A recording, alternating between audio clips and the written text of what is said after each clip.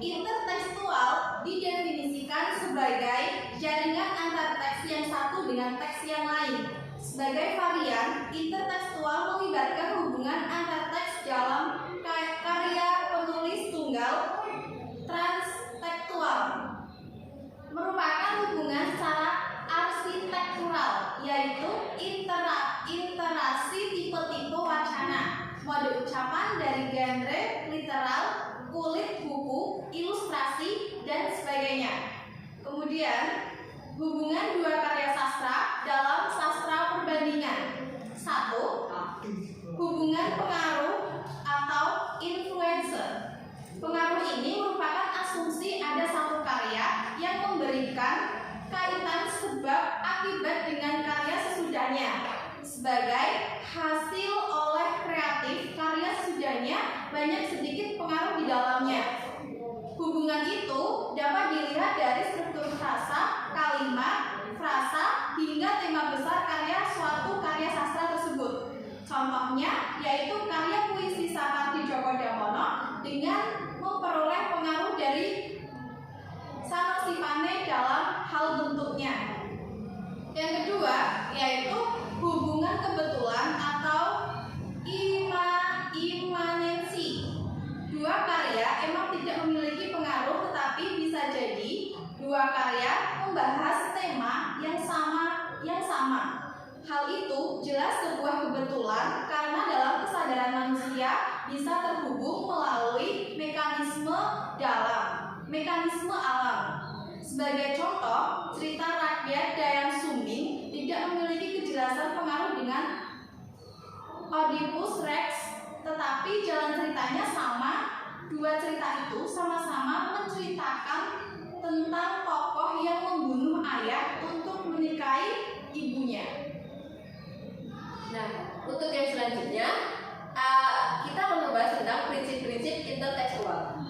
Menurut para strukturalis Fuller menyatakan ada beberapa konsep penting yang harus dijelaskan agar pemahaman secara intertekstual dapat dicapai secara maksimal.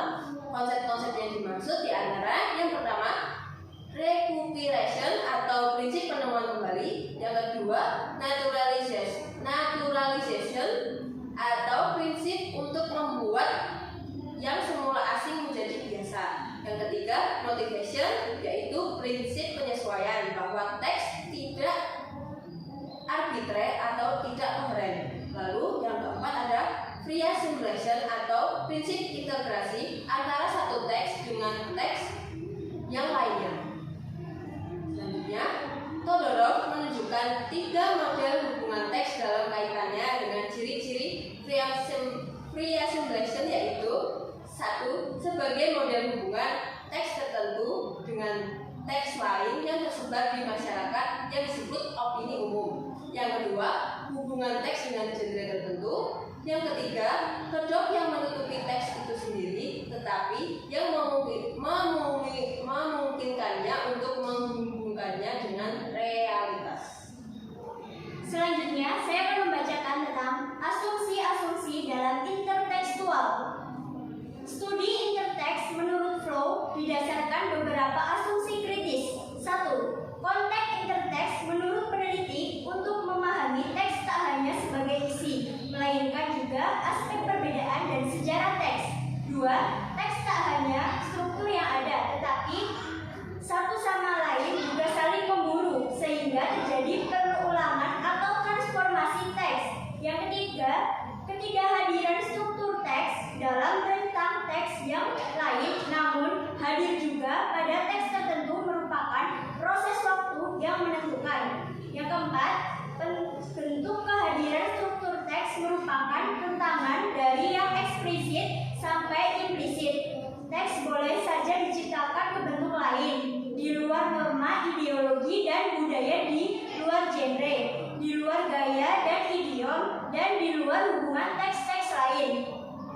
Studi interteks menurut Frow didasarkan beberapa asumsi kritis. Yang pertama, konteks interteks menurut peneliti untuk memahami teks tak hanya sebagai isi, melainkan juga aspek perbedaan dan sejarah teks. Yang kedua, teks tak hanya struktur yang ada, tetapi satu sama lain juga saling memburu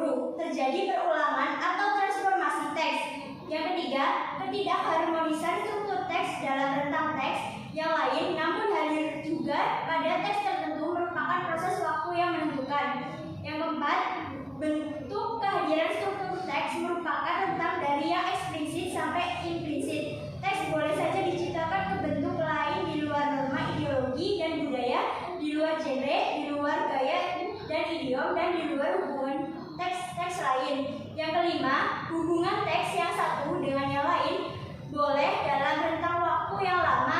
Hubungan tersebut bisa secara abstrak. Hubungan interteks juga sering terjadi penghilangan bagian tertentu. Yang keenam, pengaruh mediasi dalam interteks sering mempengaruhi juga pada penghilangan gaya maupun norma-norma sastra. Yang ketujuh, dalam melakukan identifikasi interteks diperlukan proses interpretasi. Yang kedelapan, analisis interteks berbeda dengan melakukan kritik, melainkan lebih terfokus pada konsep pengaruh. Nah, selanjutnya kita akan membahas tentang pokok kajian intertekstual.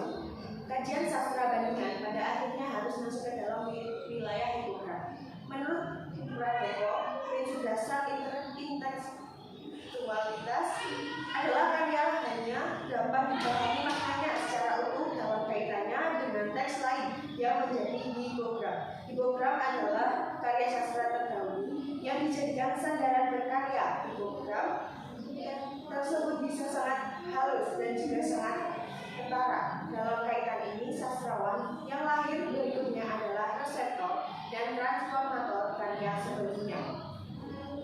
Dengan demikian, mereka selalu menciptakan karya asli karena dalam mencipta suatu selalu diolah dengan pandangan sendiri, dengan horizon atau harapannya sendiri. Dengan adanya sumber tertentu yang dimanfaatkan dalam proses interteks, maka konsep yang dianggap penting adalah hipogram. Rivater mendefinisikan hipogram sebagai struktur prokrateks, generator teks kritikal. Hipogram memungkinkan kata-kata keluar kutipan kompleks, tematik, kata-kata tunggal, atau keseluruhan teks. Hipogram memiliki hubungan dengan anagram dan paragram menurut pemahaman Selesur. Perbedaannya apabila paragram memiliki ciri-ciri leksikal dan grafemis, sebaliknya hipogram adalah kata-kata yang terikat dalam kalimat yang secara organisatoris merefleksikan prasyarat matriks kata-kata inti. Yang terakhir yaitu fokus penelitian intertekstual. Secara garis besar, penelitian intertekstual memiliki dua fokus. Yang pertama, meminta perhatian kita tentang pentingnya teks terdahulu atau prioteks. Tuntutan adanya otonomi teks sebenarnya dapat menyesatkan gagasan sebuah karya memiliki arti karena dalam hal-hal tertentu telah dituliskan terlebih dahulu oleh pengarang lain. Yang kedua, intertekstual akan membimbing peneliti untuk mempertimbangkan teks terdahulu sebagai penyumbang kode yang memungkinkan lahirnya berbagai efek signifikasi. Hubungan intertekstual tersebut ternyata tidak hanya pada karya sastra yang satu bahasa interteks dapat melebar atau meluas ke sastra lain. Yang penting, asalkan pengarang menguasai bahasa karya sastra lain, akan terjadi interteks. Kini tugas peneliti menemukan presupposition. Mungkin saja pengarang sangat halus menyembunyikan presupposition sehingga membutuhkan tafsir yang meyakinkan. Presupposition sebenarnya merupakan perkiraan tanda terjadi transformasi teks. Tanda ini dapat dibedakan menjadi dua, yaitu yang pertama, presupposition logis, biasanya tampak pada pemikiran pengarang dalam kalimat ataupun dalam kata-kata tertentu. Kalimat atau kata tersebut jika dihadirkan secara eksplisit tentu tidak masalah. Namun, jika pencipta berikutnya sangat samar-samar, peneliti harus mampu menafsirkan. Misalkan, berapa lama kau menghuni teralis besi? Ini berarti presupposisinya merujuk pada narapidana. Yang kedua, presupposition pragmatis, yaitu tidak lagi bertolak dari relasi antar kalimat dan kata, melainkan antar ucapan dan ungkapan. Dalam karya sastra mungkin berupa special kind of speak up dan juga special words. Misalkan saja, buka pintu, bisa hadir presupposition permohonan dan perintah. Sekian dan terima kasih dari kelompok Tiga, Bahasa